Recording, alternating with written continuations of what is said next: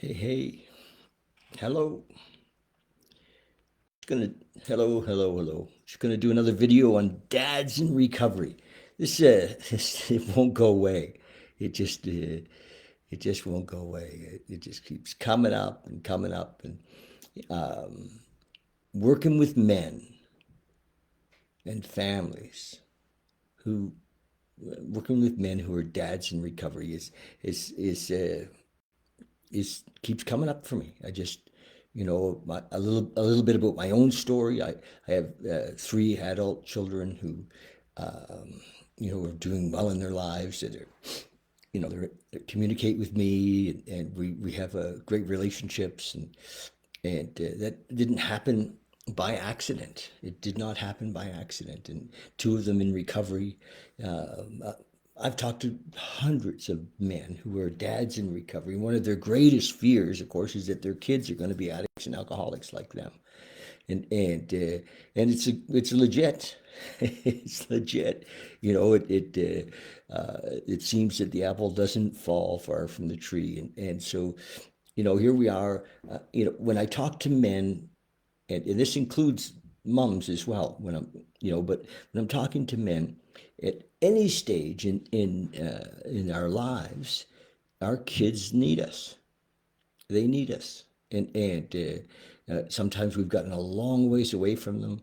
You know, uh, Sometimes we've gotten estranged, and so my job is to help men to realize how important they are in the relationship in their kids' lives. And sometimes things have gotten so fucked up, especially with men in early recovery.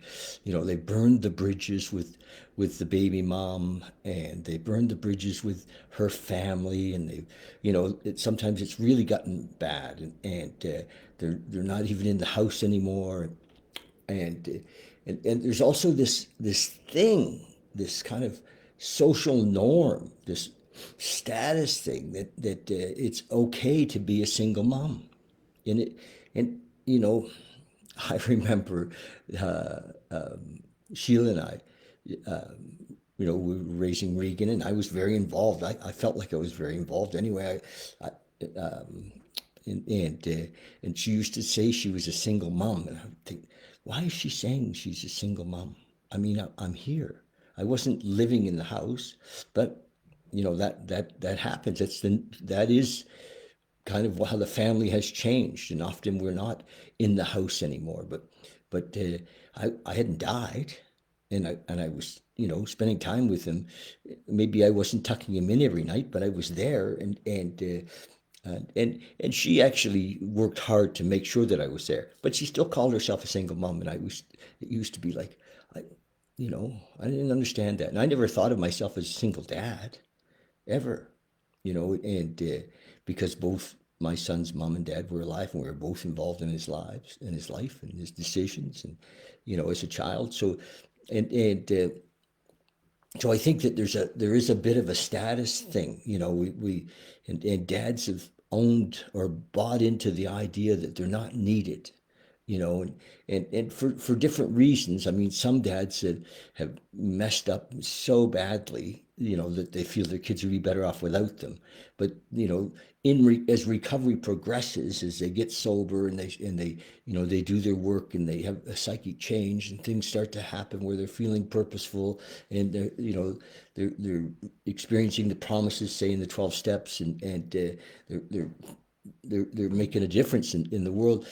Then that changes. We're no longer feeling that our kids don't need us, and we start to see that, wow, how do I become involved with the kids? And there's not a lot of training around about that. Men have this. Many of us, this the most important job in our lives is this job of being a dad, and we've had no training.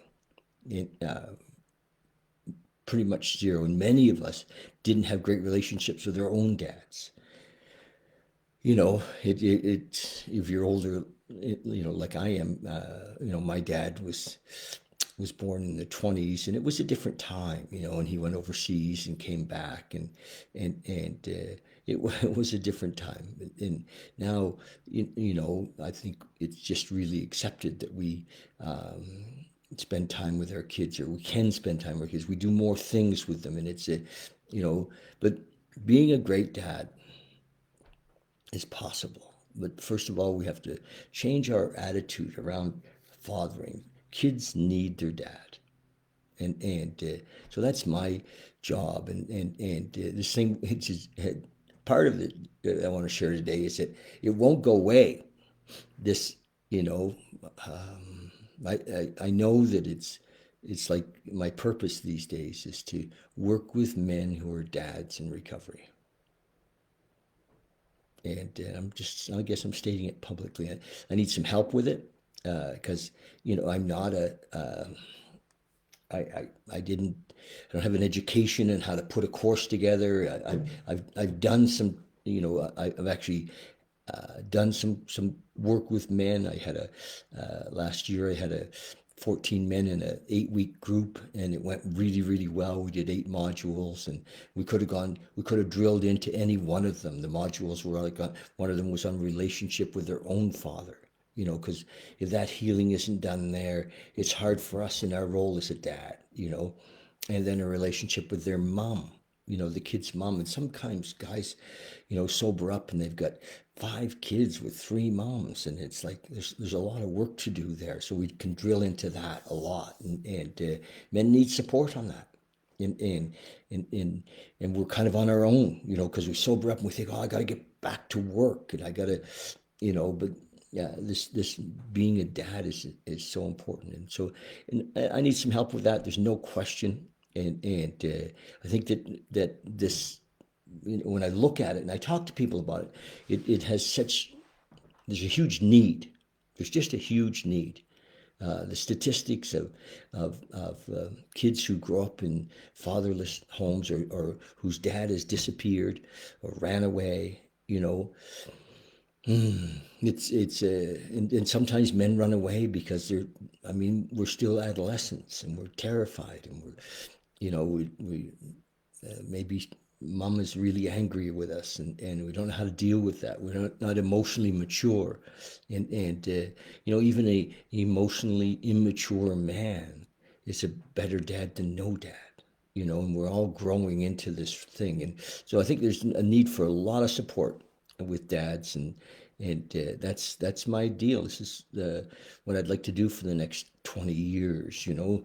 God willing, if I get 20 more years to be here, is to work with dads. And I've been really blessed in my own life with, the mums of my.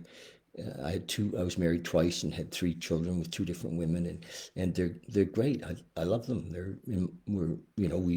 We still are parents together, and so that's it. I just think, look at this, and if you have some thoughts or suggestions, or some men that want to connect and get one-on-one coaching, but also we're going to do a group, and let's talk about it.